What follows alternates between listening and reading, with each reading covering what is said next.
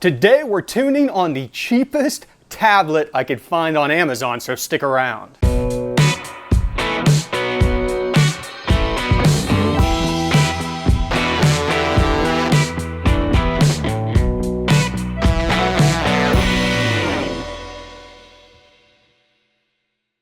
What is going on, everybody? Welcome back to the garage, and it's been a while since we talked about what you need in order to tune. I get this question a lot. In fact, this is a pretty general question across the tuning community. What kind of computer do I need to tune? Well, first off, you need to look at the software that you're using and see what the minimum specs are. Most of the modern software out there is going to ask that you're running Windows 8. I would run Windows 10, so get something that runs Windows 10 at the least. But there is some older programs, older standalones, things like that are going to want older programs like Windows 7. So keep that in mind. Now, I went out, I've done this with the cheapest laptop I can find. I bought the cheapest Windows 10 tablet on Amazon. In fact, I don't even think this thing is available on Amazon anymore. It's called like the Quinn Book, and it was $125. Let me say something right off the bat. I would not go out and spend $125 on a new computer and use it, or a new tablet like this and use it to tune. You can actually jump on eBay and probably spend about the same money, get something with more power that's going to tune better. So, before we dive into this though, I want to take a minute to thank our sponsors for this video, HP Academy. If you guys have seen any of my videos, I'm sure you have stumbled across High Performance Academy's videos at some point in time, either on YouTube or through their homepage, and I'm really glad to have them as a sponsor and a partner of the channel. If you've been to any of my live shows in the past, you've heard me talk about some of the different opportunities there are out there to learn how to tune or further your knowledge. And hands down, this is the only one that I've ever suggested, even before they were a sponsor here. That's the only reason they are a sponsor or a partner of the garage, is because I actually like what they do over there. There's a lot of books and videos from other people out there that is a waste of money, where they don't explain what they're doing, or they talk over your head. But HP Academy's approach is very simple, down to earth, easy to understand, and they go through the fundamentals and talk about what you need to know to understand what you're actually doing during the process of tuning. So I want you to go ahead, go down to the description, click my link down there. I have a specific link that I'll put in the description. Check out the courses that they offer on things like EFI fundamentals, automotive wiring, engine building. They've got a whole plethora of stuff down there, and then I'll put a discount code down there also, so make sure and check that out. Thank you to HP Academy as always. Now let's dive into this little piece of plastic and talk about it. Okay, first things first, let's get into the form factor. This is a tablet. It does come with a keyboard. It is not the best. As you can see, this thing kind of flops around, things like that, but it can be detached and used specifically in tablet mode, which is kind of cool for the money. Now, on the keyboard side of it, there is a USB port in the end that gives you an extra USB port, touchpad, and the keyboard's not that bad, other than it's pretty thick for a modern tablet keyboard. Now, plugging this thing in has just some pins there and a couple retention clips. That's why it wobbles a little bit. And normally I would like to set this thing up where I could record the screen, but I'll be honest with you, this thing is low power enough that is probably not going to allow me to do that anyways. So now that we've got it up, you can see I've got my background. Actually, this is my background that's synced over from my standard Windows desktop, Windows 10 for the win there. Let's talk about what we have for I/O on the actual tablet. On the tablet, we've got a power button, volume, pretty standard stuff. We've got a power port, and it's one of those little barrel connectors, which I hate. These things break, and that is probably the biggest downside to a cheaper tablet. Some of the newer ones use the mag connection or USB-C, which is always nice. Oddly enough, this does have a USB-A port on it, one of the micro USB-A ports, but no USB-C. Then it has the big A port that is a USB 3, so pretty good there. It has a TV out / HDMI port on there, and it's a mini HDMI port. Don't ask me why you would ever want to hook this little thing up to a TV, but you can. On top of it, there's some weird stuff. It's got the headphones and the microphone right below it, and then it has a one of those weird slots for a flash card and a modem. So there is actually a modem port on this. This has a built-in modem. For $125, this is probably the only laptop out there or tablet out there that has a modem slot on it. And I can't remember if I've got a memory card in here or not. It looks like I do. Who knows what that is? But that kind of covers the I/O on this thing, and that's probably going to break off any second. Does have a camera on the back if you need to take pictures with it. Once again, why would you want to? So let's open it up, and we're going to actually be tuning on the Holley EFI version 6 with the HP on there. This has never been plugged into the car, so we're going to kind of do this in rear time, where I zoom in here, we take a look at the process and see exactly how slow it is to do this. And in fact, I've got a couple things open here. Let me go ahead and see if I can close them out. There's my mouse. I was about to say my touchpad's not working. Surprisingly, this touchpad is not a bad touchpad. Now, once again, circling back to what I said earlier, what I would do if you were in this situation is not buy the cheapest new thing that you can find.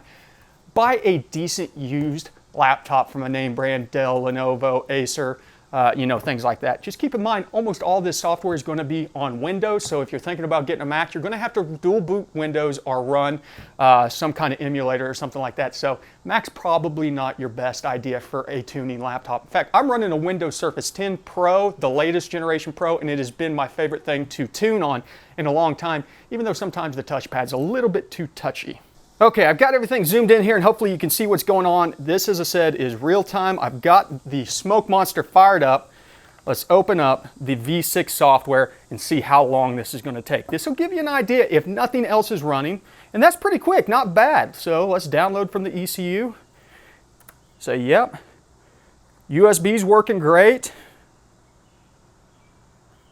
Okay. Surprisingly, not bad. If we open up the data log, even though the car's not running, oh, actually I got to connect via USB link here. That went by quick.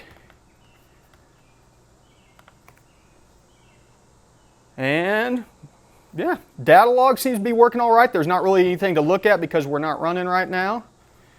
We can open up the gauges. I'm really surprised. I had not used this on a V6 yet, or a Holley, any kind of thing, Terminator, anything like that. All the graphs are popping up pretty quick. See, I got to do a little smoothing on that one. Let's do a save, see how long it takes to save.